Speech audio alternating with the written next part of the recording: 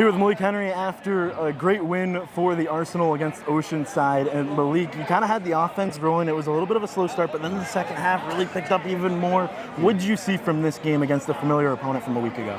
Yeah, I mean, this game, I was trying to make a couple throws that, I was trying to fit some balls in there when I probably should have checked the ball down. And so that was the result of maybe like the, ups and downs in the offense. So I'll take the blame for that. But, our offense is great. We've been putting up numbers. We've been doing really well these past couple weeks. And, I'm just excited to go into the playoffs. I asked your head coach, I said, there's not many teams in this league that have a quarterback and then three options at the receiver core that are all great. Right. You have that. Mm-hmm. What's it like to work with your receiver core on a weekly basis?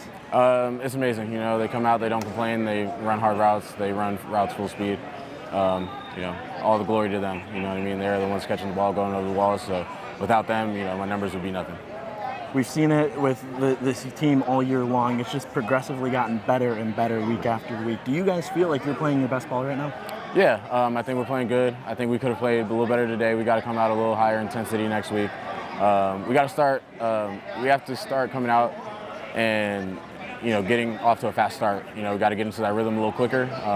And I think we pick it up in the second half, but it would be great to go out there first quarter and kind of show that, What are you telling the team in that second half? You're down by a point, a rare miscue, right? But what are you telling your team to get back into it and start going forward? It's my fault. That's what I'm telling them today. It's my fault. Keep doing what you're doing. Keep running the routes hard, and, I'll make the plays. On you looking forward to next week, you mentioned that you get a home playoff game against Kentucky. You earn that right? Yeah. What do you have to work on with this team? What does this team have to work on to be prepared for Kentucky coming in here next week? Just got to be focused. We got to go in, and from here on out, we just got to focus, dial in, and we can't look back.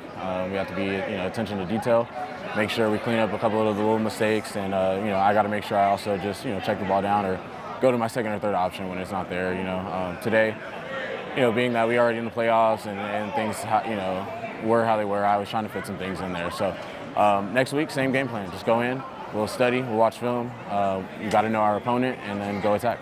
It's a different two teams from the last time you guys went down to Kentucky versus what's going to happen next week here. How do you think that growth is going to help you? I mean, we treat every game the same. Treat every game the same. Go out there and play. Those guys on the other side of the ball are pros too, and we'll come out here with the same level of just the same level of being prepared, and just go out there and hope that we come out with victorious next week, and I believe we will. It just depends on us.